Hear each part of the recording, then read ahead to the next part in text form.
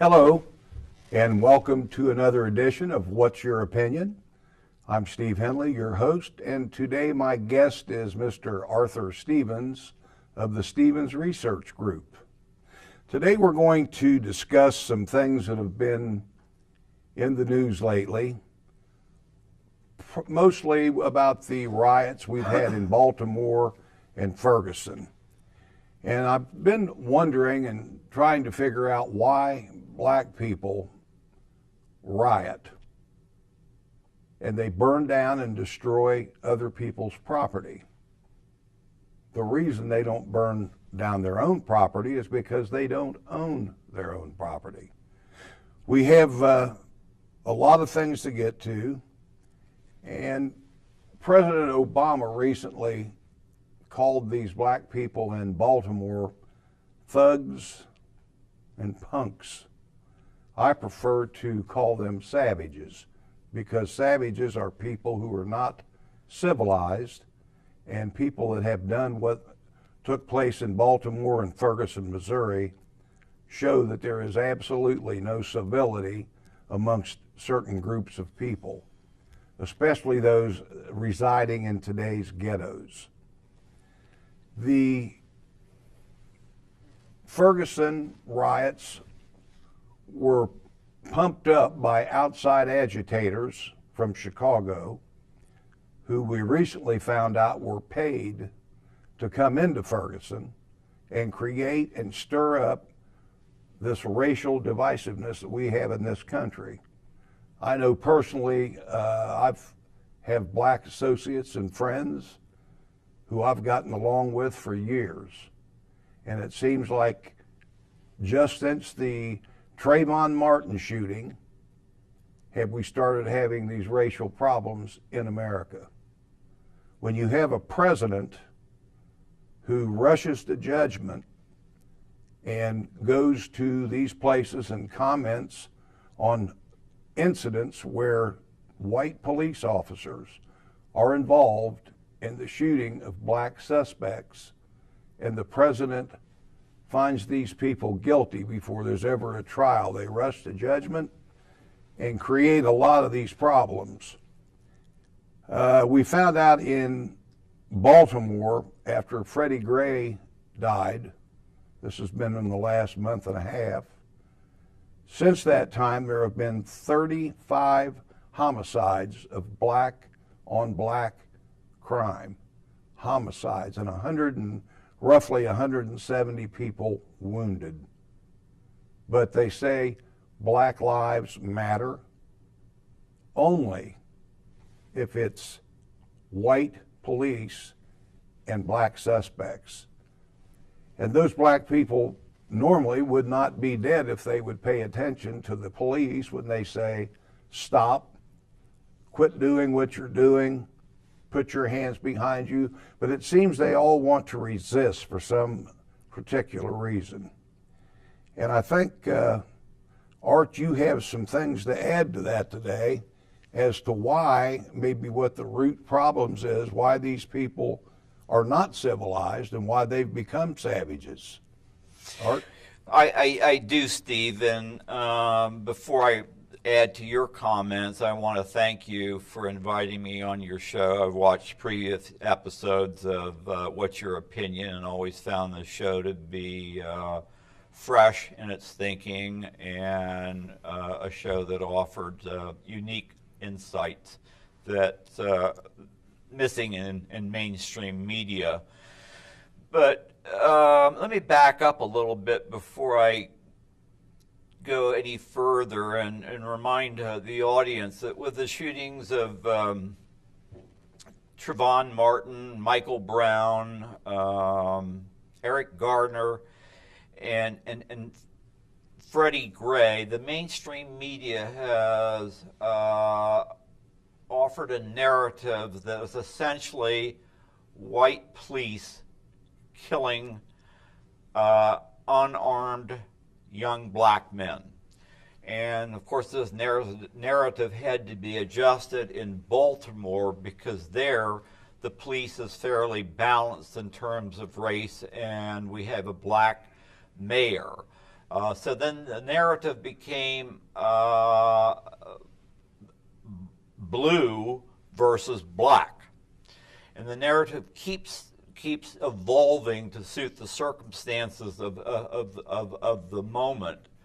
The one thing that I find very, very troubling is that conspicuously missing from the narrative is the fact that what we are witnessing inconvenient deaths of young black men and perhaps the overuse of force by police. But what we're really witnessing is a revolution by young black men that almost constitute a tinderbox. They live at the margins of society, and they're victims of single-parent households. And they live at the margins of society. Many of whom have dropped out of high school. They don't. They're not employed. And in some of the interviews following different incidents, whether it's in Ferguson or in Baltimore, the young black men express frustration with the fact that there are no incomes, there's no jobs, and there's a lousy educational system.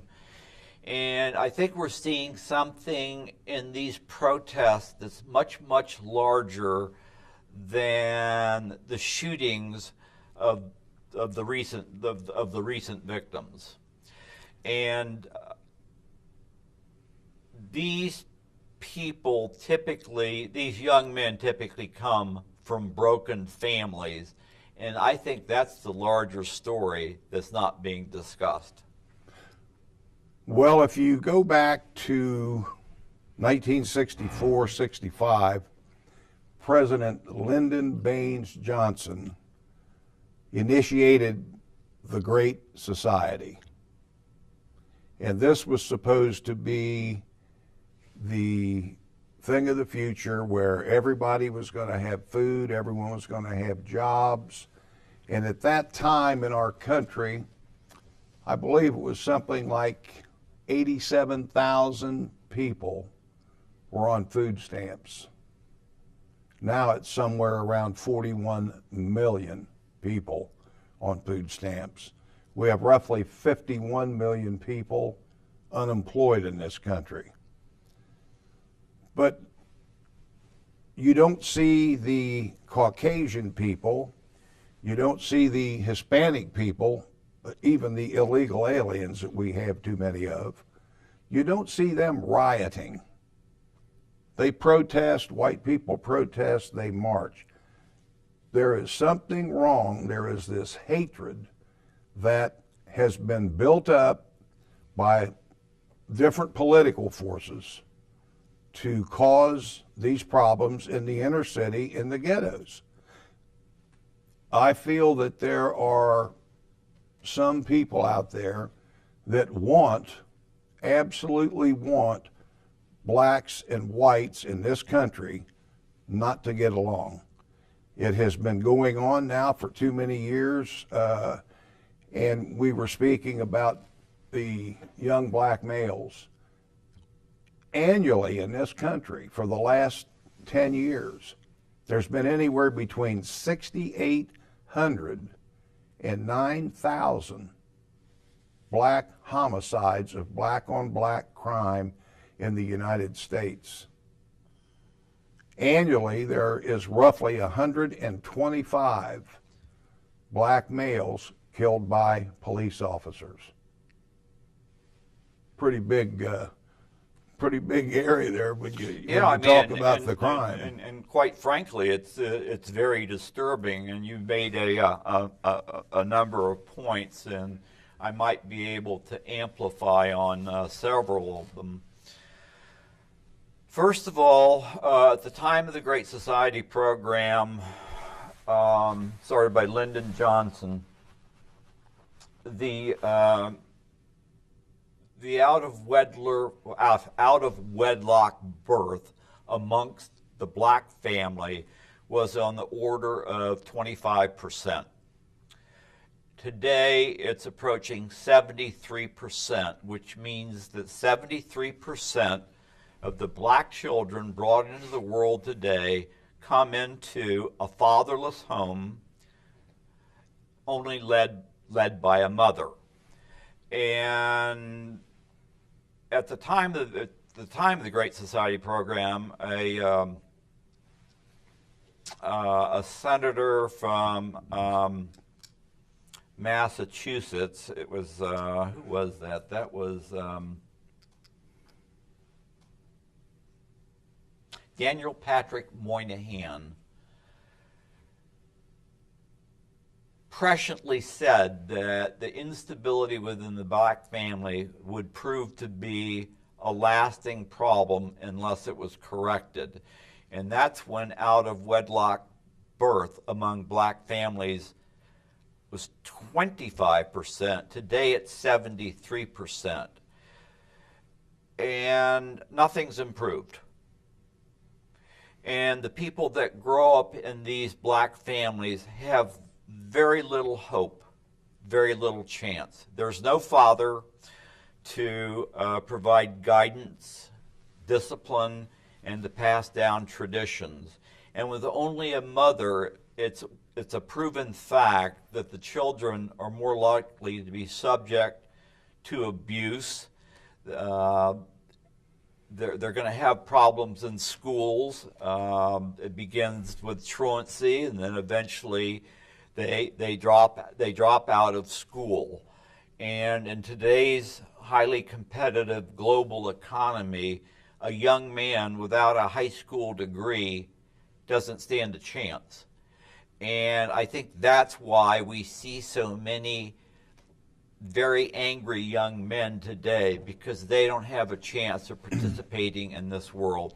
And one other quick comment, as far as the race arsonists creating divisiveness, I think that is to encourage the theme and narrative of victimization so that they are absolved of the failures of their own policies.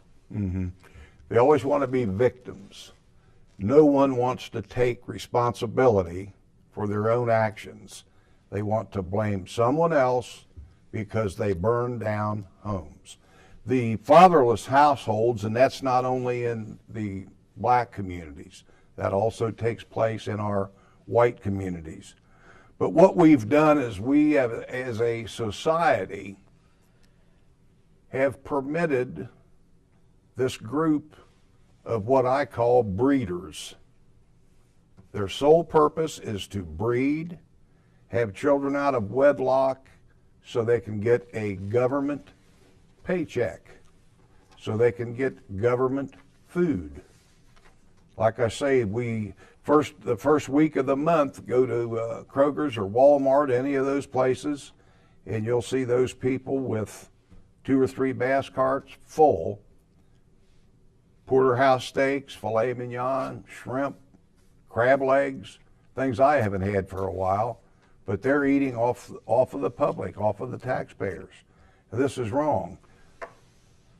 What this also creates, these fatherless homes, creates these young children who have no self-respect and no pride. And when those things are not present in your life, you become depressed. You have, like you said, disciplinary problems. And if you'll drive through certain neighborhoods, as I have done, after school, you'll see the playgrounds full of young black males doing what? Playing basketball. They're not home studying. Their mother's not home to help them. They go home at dark, sit there and watch TV and go to bed. Get up the next day. If they want to, they go to school. But like you said, the educational situation is bad. A lot of the girls by the sophomore or junior year in high school have had 1 child or maybe 2. By the time they're 20, I mean, I've known some that had 4 and 5 children and don't seem to care, and they've had them by 4 or 5 different men. That's not love, that's strictly breeding. And we have also another angle from that. All those illegitimate kids in 10, 12, 15 years, they're all going to be voters. And I think that's what our president is shooting for. He wants a one-party country. And that, of course, is the Democratic Party. But we've had that problem, and it's going to continue until we cut it off. And my old motto is one and you're done. If you have one child, that's all we're paying for. Anything after that, you have to pay for yourself. The taxpayers cannot afford to keep feeding and supporting not only these little kids who grow up to become big kids and men, and a lot of them are involved in crime. They don't have a chance. They go to prison. There's a lot more of those people in prison than there are white people. No, this conversation is dense and rich in terms of matters of importance.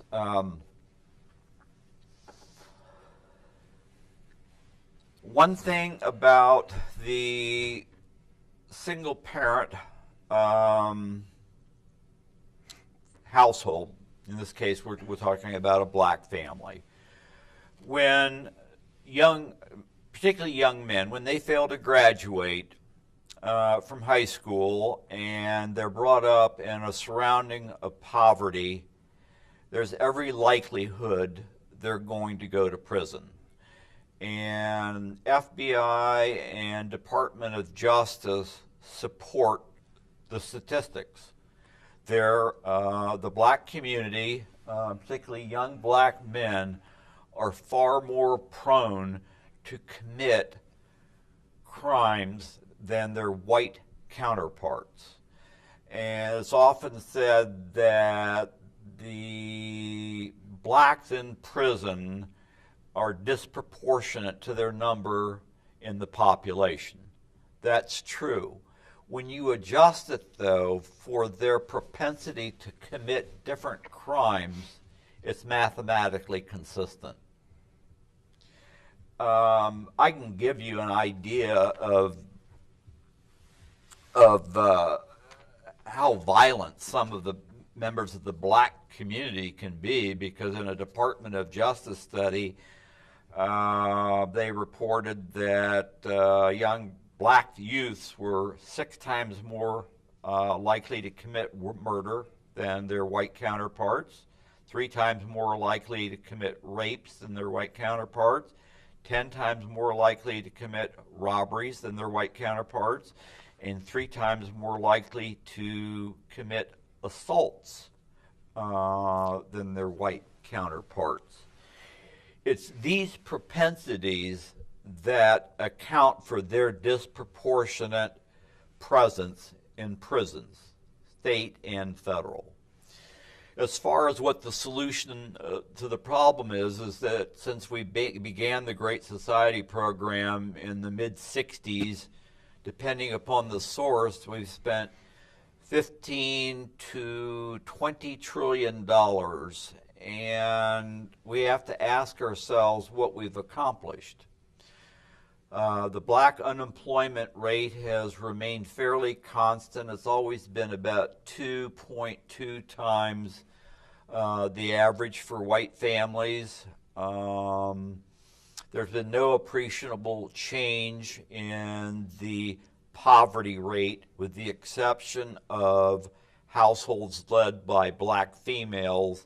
And I think that I read most recently that 48% of those households live in poverty. So whatever we're doing is not working, and we really really have to ask ourselves what we can do. And I don't think the answer is necessarily more money, because we've proven that that has failed. Yeah, as a matter of fact, speaking of those amounts of money, I believe that the city of Baltimore, in a period of 10 years, were given 1.3 or $4 billion for infrastructure, for education. Where'd the money go? There's still over 300 or 400 buildings and homes in inner city Baltimore that are standing from the 1968 riots. Where are the black leaders? What role does Al Sharpton, the self-proclaimed leader of black people, have to do with all of this? This man has visited the White House over 90 times to visit with Barack Obama, our president. And you might ask yourself, what president would want to associate with Al Sharpton? And I've got my opinions on this. I think Al Sharpton is coordinating different things in different cities in this country, large cities: Chicago, New York, LA, Atlanta, St. Louis, New Orleans, New York. I believe this summer, it's my opinion, that Al Sharpton and his group are going to cause this nation to erupt using what we've seen, this police against blacks, police against black, which is not true. But that's what they're going to use to spark the fires to get these things going. And once it happens, it will be out of control. So how do we stop something like that? And like I say, I want to know why Al Sharpton has visited the White House that often. What would he and the President of the United States have to talk about other than race? Steve, well, what do you think? Again, your comments are rich in the sense that we could discuss, elaborate, and comment on them at length. First, with respect to Al Sharpton, it's important for the audience to understand he was ordained as a minister at the age of 10 by a Pentecostal minister with no known qualifications. That's his background and as a minister. And he did not complete college. He did complete high school. So that's so much for his his background, his formal background in ministry.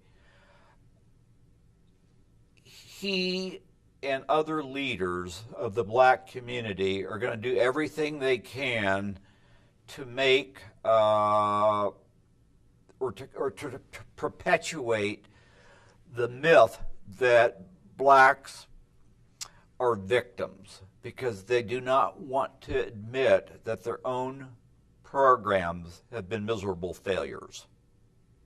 And they're going to perpetuate this. As to what we can do, I don't think money is necessarily the answer. Massive amounts of money is the answer, because in the study of history, there's no, in the study of global history, there's no society that's been, whose fortunes have simply been reversed through money. It takes hard work, and I think that it's time that we have expectations of all citizens. But I thought about what we might do to help the immediate situation. For instance, we might consider giving X number of dollars to every female that makes it to the age of 23 without having a child, without being married. We should, it's well known that if you tax something, you make it go away. If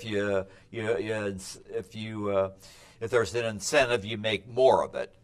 So I'm thinking that would help if we would give young women who make it to the age of 23 without having a baby, give them money, which they could use to go to college. The other thing we could do would be to have police to work with local community leaders and help young black men develop a working relationship with police, with the premise being that if they're asked to do something, they should comply. You know, another thing, speaking of the police, I've often wondered what would happen if places like Ferguson, and which isn't really that big of a city, it's more or less a suburb, but places like Chicago, places like Atlanta, Baltimore, what if they had just simply a black police department for black communities? Black police chief, which Baltimore has anyway. That way we'd never have to worry about a white policeman shooting a black person again, and they couldn't yell this racism. They would be policed by their own people. They could have their own black court and their own black judges. These certain groups of politicians, especially the Black Caucus, they're the ones that want this racial problems in this country. We get along fine racially in sports, in entertainment, but why is it that we can't get along in these inner cities? When a police officer tells a person to stop or to put their hands behind their back for something that they've done, police just don't drive around looking for people and say, let's get that guy, let's get this guy. But when a cop tells you to do something, you do it. You don't resist, you don't mouth off to them, you don't call them names. That's where the problem lies, and that's where we have these shootings, and that's, of course, then leads to the protest, which then leads to the riots. The one poor man there in Baltimore, he lost, I think, $600,000 worth of tennis shoes. The liquor store got robbed. Just so many things that they do after these shootings, and they use the shootings for an excuse to go out and steal and rob and be uncivilized savages. So in closing, that's what we have to try to figure out a solution to this problem, which I know Steve and I can't do, of course, but at least we can express our opinion, and that's what this show is all about. And remember also that what's your opinion as a firm believer in the Constitution, the way it was written, especially the First, the Second, and the Fourth Amendments. We take a lot of pride in those. But whatever the problem, we can't solve them here, Steve. And I'd like to thank you for being my guest today. I think we've had a pretty good little, not debate, but discussion. It's certainly been a great discussion, and I appreciate that you asked me to join you on this show. Like I say, we can't solve the problems. All we can do is say what we feel. So, folks, we'll have another What's Your Opinion here in the upcoming weeks or so. And if you enjoyed our show, try to get a hold of us here at What's Your Opinion. Express your own. And thanks for viewing.